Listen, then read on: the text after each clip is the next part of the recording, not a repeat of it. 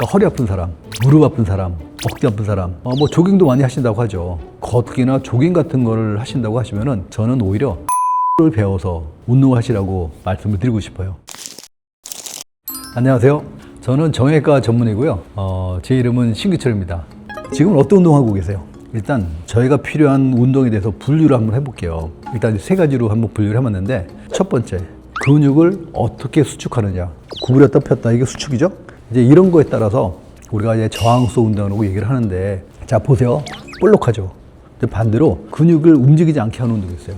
얘가 힘을 갖다가 꽉 줘가지고 손바닥에다 힘을 굉장히 줬어요. 그러면 여기 엄청나게 힘들어가죠. 운동을 하고 있어요. 근육도 안 움직이고 관절도 안 움직이거든요. 이런 류의 운동이 있어요.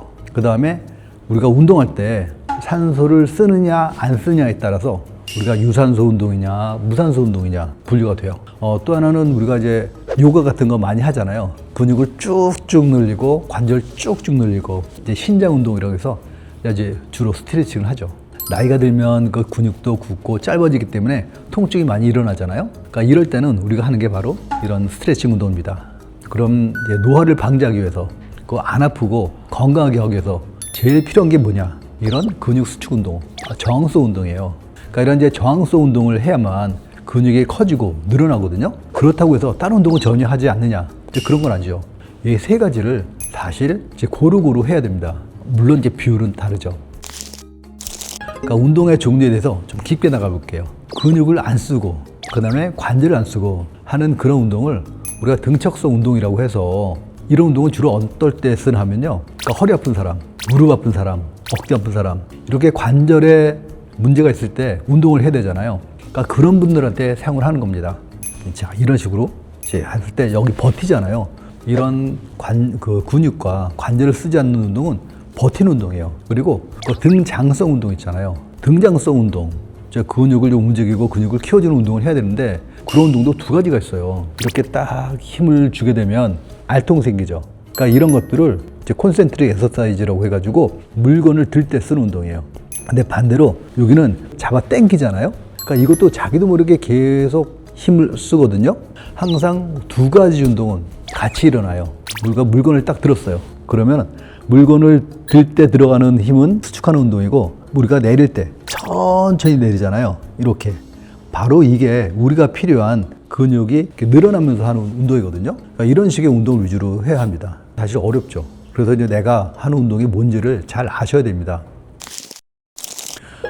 근육을 움직일 때 우리가 이제 산소 공급을 하느냐 안 하느냐, 그거에 따라서 그러니까 유산소 운동이냐 무산소 운동이냐 나누는데, 그 빨간 근육, 내 몸을 계속해서 지지하고 유지할 때 쓰는 이제 그런 근육이에요. 무산소 운동은 핑크색이나 흰색의 근육인데, 이제 핑크색 근육만 중요한 게 아니라 그럼 빨간색 근육, 흰색 근육도 중요하기 때문에 우리가 한 시간을 운동하면 이런 핑크색 근육 운동은 얼만큼, 빨간색 근육 운동은 얼만큼, 흰색 근육 운동은 얼만큼, 그런 걸 잘 배분해서 운동을 해야 나한테 맞는 운동이 될 수가 있습니다. 그러니까 짧아지는 근육을 늘려주는 신전 운동, 그거는 아까 말씀드렸던 것처럼, 그러니까 나이가 들면 막 근육이 굳고 막 종아리 당기고 아프잖아요. 나이가 들면서 근육이 짧아지고 굳으면서 이제 생기는 것들이거든요. 우리가 이제 신전 운동을 통해서 그 통증을 많이 줄일 수 있습니다.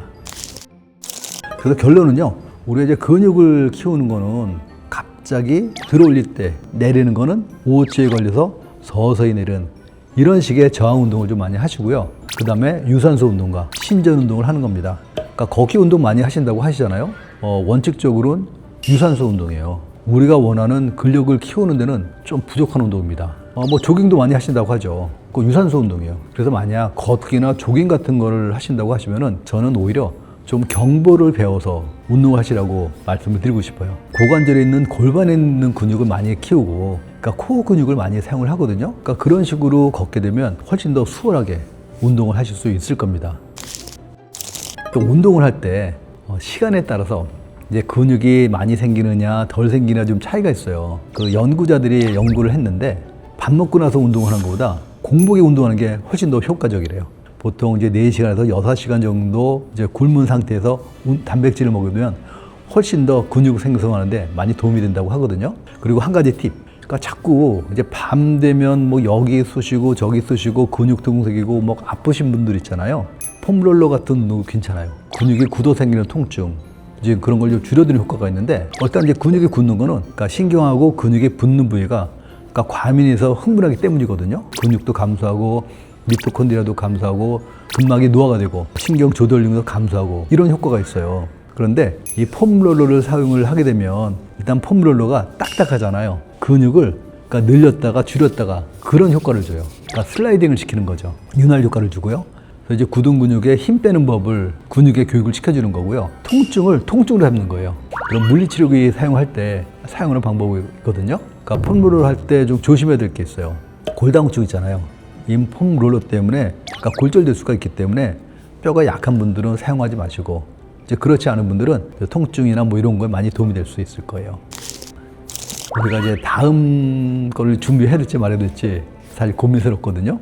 뭐 그거는 뭐 조회수가 많으면 또 제가 준비를 할 텐데, 원하시는 게 있으면 제가 그런 쪽으로 해드릴 테니까 또 댓글 좀 많이 써주시고 또 구독 좀 해주시고 많이 봐주셨으면 감사하겠습니다.